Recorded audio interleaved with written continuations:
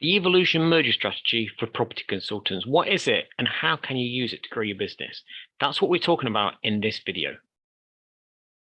So what is the evolution merger strategy? Well, this strategy was created based on the usual arguments that normally pop up when mergers happen. If you see my video on the nut and bolt strategy, go and watch that one next. But before we get into this, let's talk quickly about how you would normally do a merger between two or more companies. And for this example, we'll keep it simple and just use two companies that are coming together. So let's say you find a company that it makes sense to acquire it. And by acquiring it, you create all these synergies between the two businesses, like cross-selling your product offerings to their clients and vice versa. But you approach the business, you approach the owner of the business, and they say they aren't interested in selling, but they can see the benefits of coming together. And so you decide to merge the two companies together. So how would you do that?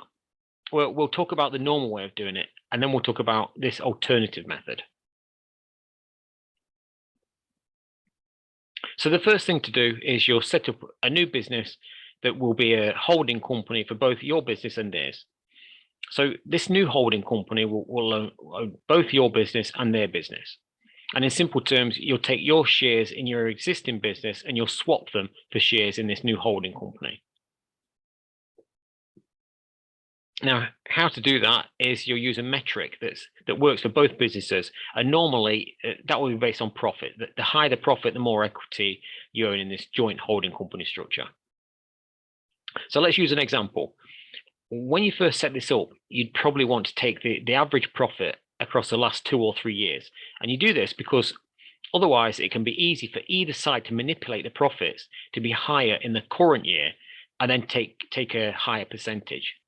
But if you've got 100,000 in profit and the other business has 150,000 profit, then that's a combined profit of 250,000. So you'd calculate what the contribution to that was from each business. So in your case, that would be 40%. So you take 40% equity in the new holding company, and the other business owner would take 60%. Now, the idea is you'd want to use this strategy to add in lots of businesses to this structure. So you might have 5 or 6 companies, and each owns, say, 15% of the holding company. Now, to make this work properly, you have to have proper agreements of who will do what, and as well as who makes the decisions. One argument we hear a lot is that you don't want to be told what to do by the other business owners. So that's why everything needs to be set up properly from the start. Now, some of the problems that pop up with this is, first of all, whose name you'll use for this joint company. Now, personally, I think the easiest way around this is to have both companies just keep their existing brand and then set up a new brand where you can tell everyone you're part of the ABC group or whatever you decide to call it. But that group brand name isn't connected to either business. That way, nothing changes in terms of your identity and nobody's ego gets hurt. But it gives you that connection to the other company, so it's easy to do things like cross-selling to their clients and vice versa. The second point, which is more what this strategy is about, sometimes you'll find that one business might be aggressively growing while the other is just ticking over. But let's imagine the previous example. Let's say you're the business with the 40% equity, but within 2 years, you've tripled your profit and you've now got 300,000 in profit, whereas the other company is still making 150,000 in profit. If your equity stake were to still stay the same, you'd be pretty annoyed. So what you do is to rebalance the shares every year based on that metric that you've used. That way, it encourages everyone to keep growing, so they can maintain the same level of ownership or increase it. It becomes a bit of a competition. Now, obviously, it doesn't really matter what the amount of equity each person owns, unless you're selling the whole group. And you should have a rule for things like dividend distribution before any of this was set up anyway. The other issue we've touched on, you don't want someone else in the group telling you how to run your business. So the answer to this is each business operates independently. While they're part of this group structure, each continues to operate as they did previously. A good example of this is in the corporate world with Berkshire Hathaway. Now, Berkshire Hathaway are an investment group that buys up lots of companies. They own companies like Coca-Cola, Kraft, and Duracell. And all of these companies operate as standalone businesses. And this is no different. It works the same way. And then the third issue is direction. Especially when you've got a group of businesses, each operating independently, it becomes a bit like an octopus, where one leg is trying to go one direction and the other leg is trying to go the other. There's nobody driving the overall group, and it's generally going around in circles, not really getting anywhere. So to get around this problem is you put someone in place to drive the combined group of companies. By that, I mean, they work with each business to determine a growth strategy and a plan to get there. They also oversee things like cross-selling. They look for ways that could benefit both companies, such as sharing resource or ways to cut costs.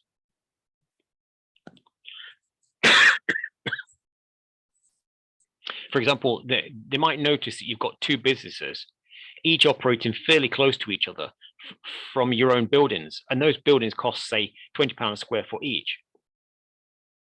But if you were to put both businesses in the same building, perhaps even on separate floors, you could reduce that cost down to, say, £15 a square foot and have a better quality building along with it. It's this person's job to identify these various strategies and then see that they get developed.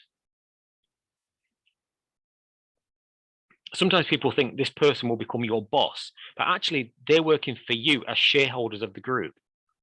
They're paid to squeeze out as much benefit for both businesses as possible.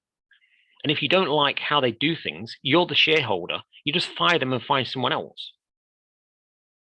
By having this person, though, they create a strategy for the combined group. They might find other companies that can be added to the group, but ultimately they keep you heading in the same direction. But let's say both businesses decide they want to target a new sector. Your business wants to target the hospitality sector, let's say, whereas the other business wants to target the manufacturing sector. Well, how much cheaper would it be if you both focused on one sector this year and then did the second sector next year? Without having this person driving it, setting the strategy with both companies, then you both go pulling in different directions, when you could focus your combined efforts on one and recover your investment much faster. So what are the benefits of using this strategy? Well, the obvious one is you can rebalance the shares. It encourages everyone to keep growing, and so everyone benefits. The second benefit, let's say one day you wake up and you decide you want to sell your business. Now, the costs of getting the business ready to sell and then looking for a buyer, it would be a full-time job for at least 12 months. And then you'd have a tie-in that might mean you're still there 3 years after the sale's completed. And that's if you manage to find a buyer at all, because over 98% of businesses listed with brokers never sell. With this model, you're already working with people within that group structure anyway. They know your business. They know everything is operating okay. So what you can do is you just agree to sell your shares to the other businesses in the group. That way you get your money and you aren't tied in for 3 years with a new owner trying to find excuses not to pay you the money. And the best part of all, it can happen immediately. It's already part of that group structure, so you don't need to prepare the business to sell or start trying to find a buyer. It happens straight away. Within 3 months, you can be out of the business and working on new projects. Now, the other query some people have is what happens if one of the companies in this new group, what if they have bad times and they don't make a profit? That could obviously impact the whole group. And in that case, you have two options. You can agree to keep them in the group and adjust the shareholding structure, or you can unwind them from the group structure as if they were never involved. If you think back to the rebalancing of the shares, that's what we talked about. Well, if the balancing is based on profit and one business doesn't make any profit, well, that would mean their shareholding is zero anyway. But it might be that keeping them in that group structure has value to the other businesses. So in that case, you might not want to remove them from the group. So instead, you might give them a nominal 5% shareholding and help them to turn it around. It's really up to you. There's no fixed rules. The other benefit of using this strategy is the larger the combined group is, the larger the contracts that you can take on. Normally, when you tender a contract, they'll only award you a contract that's worth, say, 10% of your total revenue. So if you've got $500,000 revenue, the maximum contract you'll get is 50,000. But if you're part of a group doing a combined 5 million revenue, then suddenly you can access contracts up to 500,000 instead. There are lots of benefits to this strategy, but the last one I want to touch on is the value of the combined businesses packaged within this group structure. I won't go into detail here, but go and watch my other video on the arbitrage strategy, and you'll see what I mean about combining that with this strategy. The last thing I want to talk about is companies that already use this strategy. And sometimes people tend to think that these strategies are all theoretical or they won't work for them. So I wanted to use one example that is very public, so much so that it's actually a public company. And it's a company that my partners set up, and by using this strategy and then took it public. So not only did the strategy work of putting the companies together and working this way, but it also stood up to the scrutiny that these companies have to go through when they get listed on the stock market.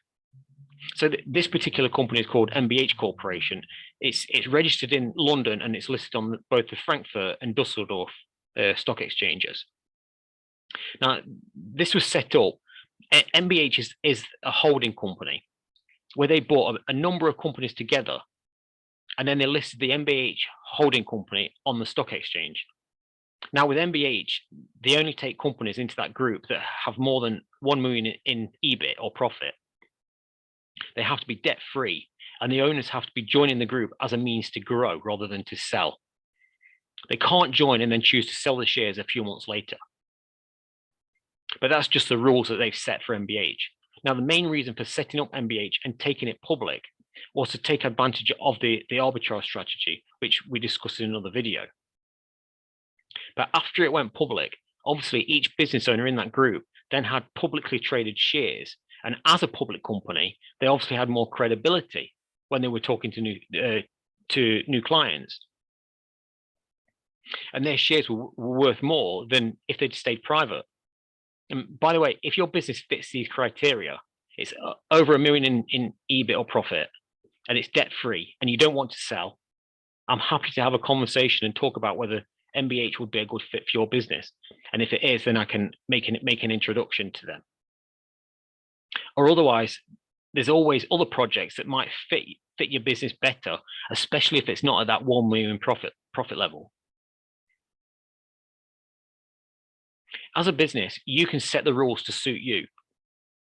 They just did it this way because they knew they were taking the group public and they needed to have those specific rules so it didn't damage the share price if one company came in and didn't work to those rules, for example. But this is how you use the evolution merger strategy to grow your property consultancy.